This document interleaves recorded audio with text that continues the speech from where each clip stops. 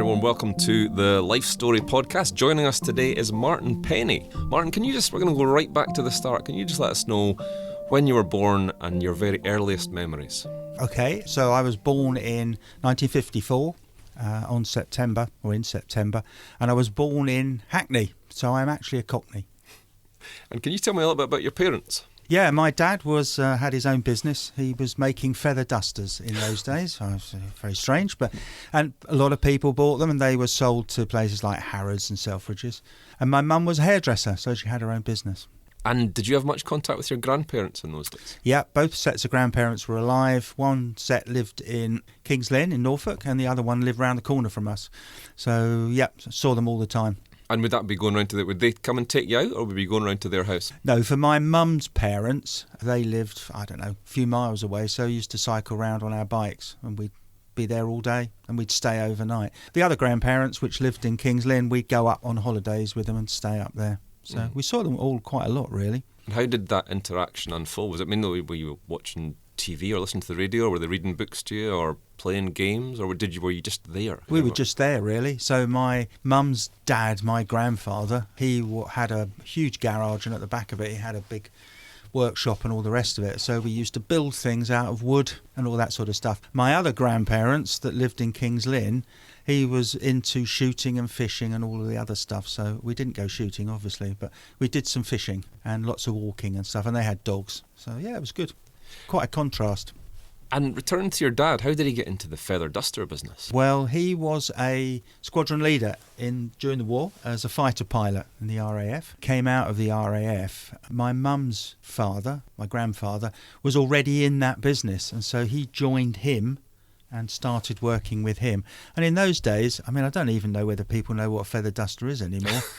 They were made out of feathers from ostriches, that's right. And so my dad kind of extended the business. He got contracts with Harrods and Army and Navy stores and stuff. And then after that, he moved into selling butter. Same places. But my grandfather, his father, was a director of a butter packing factory in King's Lynn. And so he became their kind of representative in the London end. And he did that for a long time, actually. Made quite a lot of money out of it. And was it a branded butter? Did he a particular branded butter, or was it generic? It was called Farmhouse. Is it still going to this day? No, I would not even know. It disappeared a long time ago, I'm sure. What are the memories of the house you grew up in, Martin? Okay, so the first place we lived was a flat over my mum's hairdressing shop. So we didn't have a garden. We had like a big kind of roof bit at the back of it, and then all I remember is it being cold most of the time, no central heating, getting dressed in bed, all that sort of stuff.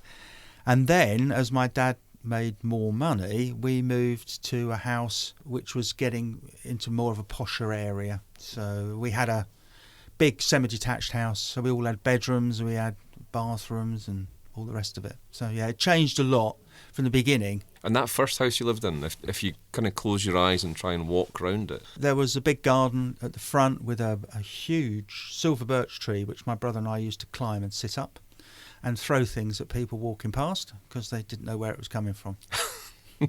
And a big back garden when we had a tree house in one of the trees in the garden. And it had a huge sun lounge at the back of it as well, which we had a railway track down as well. So my dad made a lot of money, so we kind of went from being East End, yeah, and then it kind of all changed. Both my brother and I went to private schools from 5 right the way through till we were 17, 18. Did you get spoilt with spectacular presents then, given that your dad was making a lot of money, or did he? Yeah, to a certain extent. He did a lot of work with Harrods and all the other big stores. They'd bring stuff back that other kids would not have normally seen. So, yeah, it was interesting. I don't know whether you appreciated it at the time. I think it was just kind of seen as normal. And what was the town like that you grew up in, the surround? I mean, where did you hang about as a wee boy when you were playing with your pals? We moved to Enfield, which was still London, just outside London. And we lived in one of the roads around there. So we used to play, the road we lived in was very, very long, huge long road. And there were lots of kids all of our age, all the way down in different houses. And we would play in and out of everybody else's gardens and cycle to the parks and all sorts of stuff. And did you spend much time playing or going out with your mum and dad, or was your dad too busy? Or? No, not really. We had holidays where we all went away together, but my dad seemed to be working all the time. And did your mum cook the meals? Yes. Were there any favourites, any classics that you would yeah, look forward Sunday to? roast, I think, was the thing. She used to cook. But I don't ever remember my dad ever cooking anything. Nothing at all. So no, it was very much that divide. When my mum stopped working, when she had us, she became what was then a housewife. And that was kind of it, really. Sorry, how many of you were there? Two. There was me and my brother. Right. What was he called? Bruce. Bruce. Is he still around? Yeah, he's still around, yeah. And are you guys close? Relatively, yeah. We've had gaps because I've moved around a lot work-wise. But yeah, we live in Devon now, so he lives in Devon. So yeah, I see him now. Yeah, and what was the age gap between the two? He's 4 years younger than me. Right.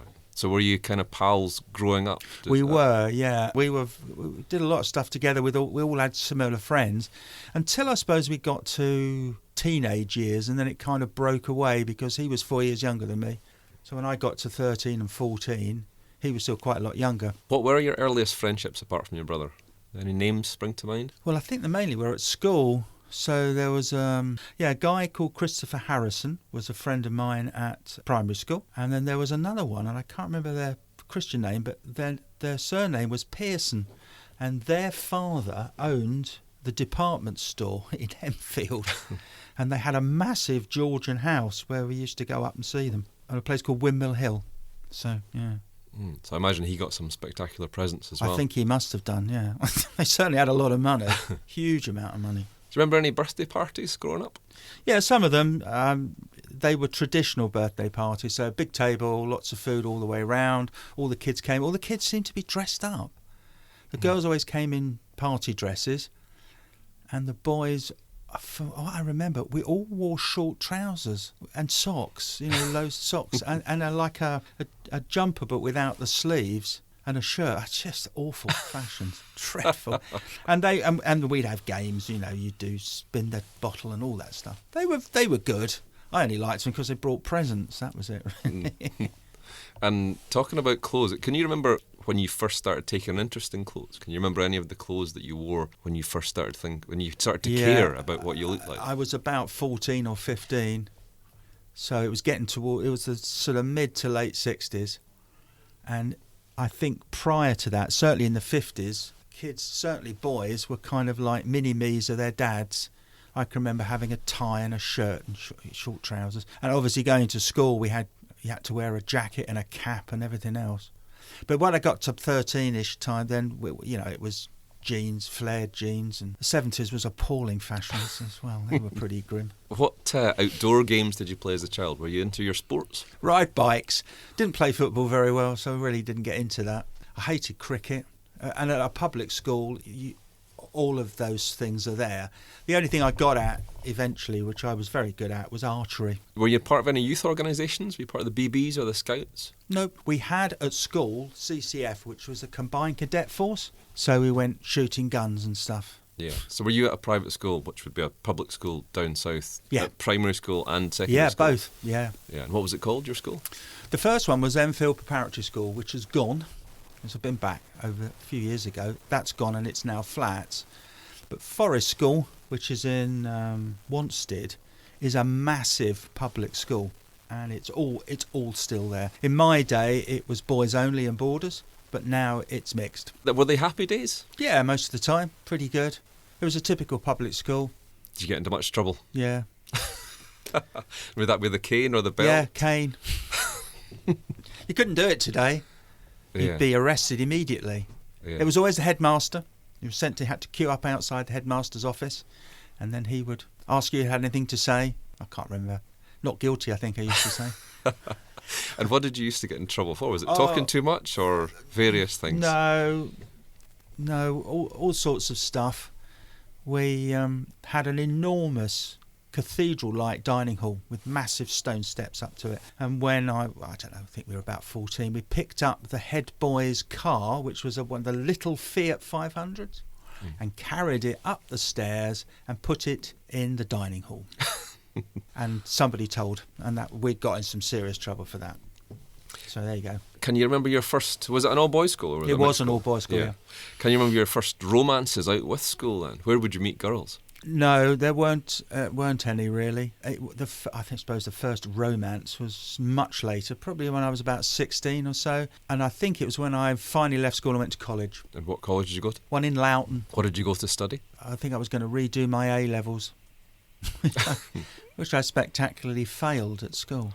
Just through not working hard enough? Yeah, just messing about too much, I think. And then we did them at the college, and and it was more fun at the college because there was a lot more freedom and you could do what you wanted them. And so you redid your exams, and then did you stay on at college to do further studies or a degree? Or No, I stayed there until I was, 2 years I did. Interestingly enough, Mark Nopfler from Dire Straits was a music teacher there. And he had a band called the Racing Cars originally. And on Friday afternoons, he taught people guitar, but we used to have jamming sessions. And in those days, I used to play the drums. So that was quite fun. And then I left, and then Dire Straits started, and that was kind of it. And did you stay in touch with him? Oh, God, no. No. No. He was a very nice guy, though. He was really good. But no, he went on to different things, obviously. And where did you go from there then? Can you take me through your work history? How did that unfold? Okay, so when I left there, I obviously wanted to get a job, and my mum had a friend of hers who worked for Southern Television in London. So that was the sales end of it. The studios were in Southampton, but the actual selling the TV airtime was in London. And she said, oh, well, send him up. So I went up to the studio, up to the offices, met a guy called Peter Battle, who's probably dead by now, and he was the sales director. And we had a chat, and he said, OK, I'll give you a try. And that was it. And that's how I started off in media, really. And so what was your first job, making the tea or...? No, selling airtime. So Right. I would go out and sell airtime to all the big agencies like Saatchi's. Wow, straight off. Yeah. Straight off. And in those days, we had computers, but they only just recorded stuff ahead of... Anything that was on a couple of weeks would be on great big sheets of paper, and they'd write it all in, the times of what the ads were. Yeah. And then after that, it was on computer, but it was very basic stuff. And what was your selling technique? How did you convince these big companies to buy airtime? I was only dealing with the agencies, and it seemed that if you bought them lunch and gave them lots of drinks and made it cheap enough, they'd buy it. So my selling technique was pretty limited, really. It wasn't very good. And where did it go from there? So then I went on to... I had a job with London Transport Advertising. So I was selling posters and bus sides in London. And then I moved down from London. We moved to Devon, and that's when I started with commercial radio. So I started with a company called Devon Air, which was a private, an independent radio station based in Exeter. So I worked for them for a while. Then I moved to Plymouth Sound, which was based in Plymouth radio station. That was, again, all selling advertising. Yeah. And then somebody I knew who was local sales director at TSW, which was Television Southwest. We were talking, and he said, I don't know whether you're interested in coming and doing something with television. So then I moved across to TV, and I was selling local airspace to local companies, and then we would take the crews out and film local commercials for them, which was always good fun. And I did studio tours with people that would come down. You met people. You meet people that would come in. Frankie Howard came in, I think, one day, and met him. All sorts of... Is he funny in real life as well? No, not really. It's like a lot of these people. They're very funny on the, when they're doing it, but much quieter afterwards. Yeah. And back to romance, Martin. Where did you meet your wife? Well, I met her when I was working, actually, for Devon Air, funnily enough.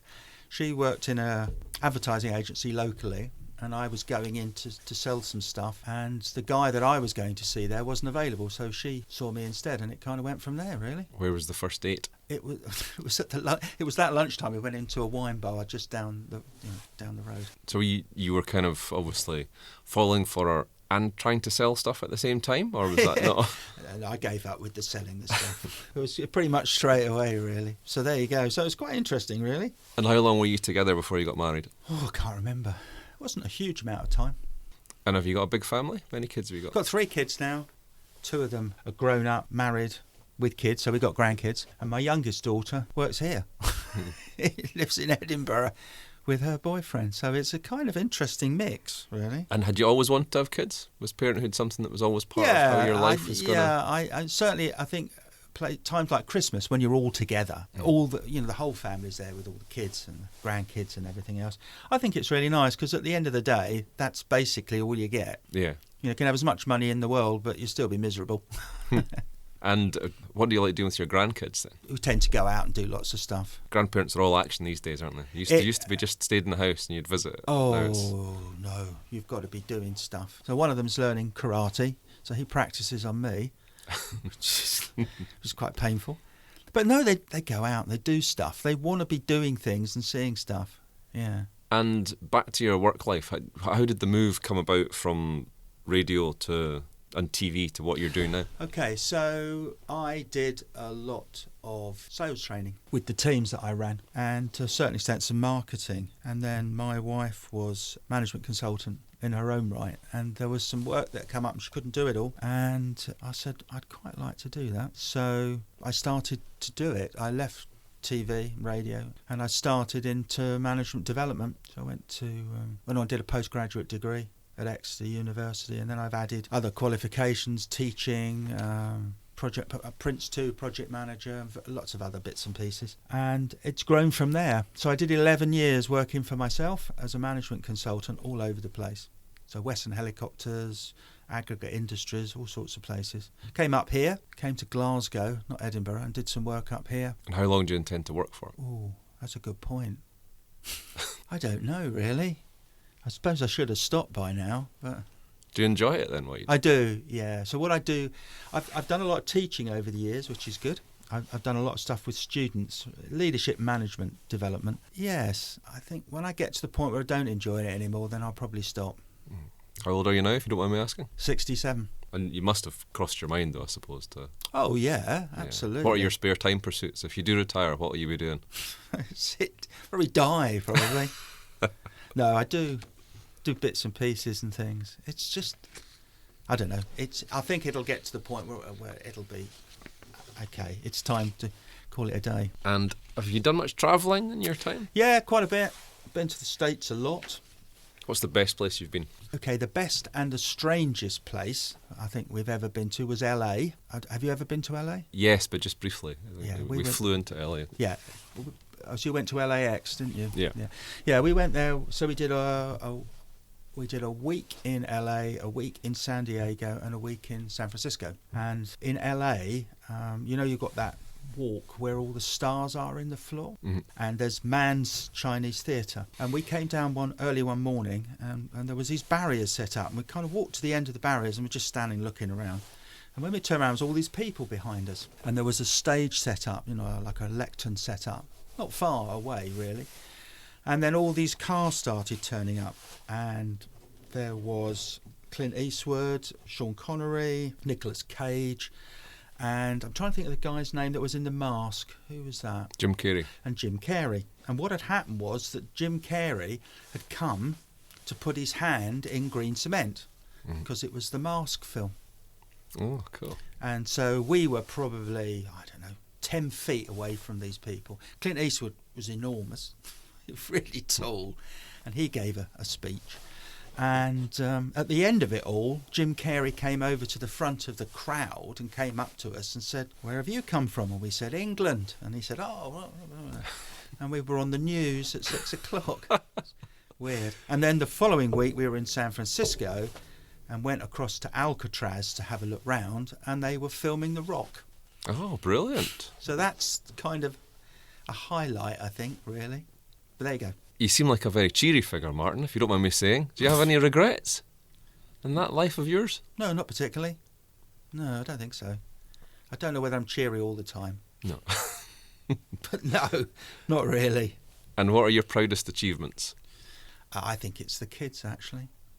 They've all done very well, and they're all, happy, and the grandkids are great. I think that's the most important thing. And to your epitaph, what will it say on the Martin Penny gravestone? I'm going to use the same epitaph that Spike Milligan used. I told them I was ill. Martin, thank you very much for your time. Thank you very much.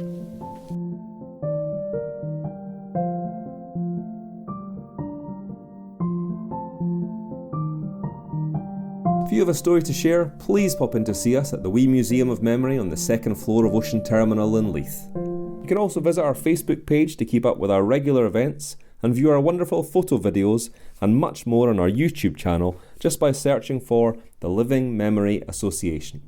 We also have a brilliant website at www.livingmemory.org.uk hosting over 3,000 photos in conjunction with Edinburgh Collected.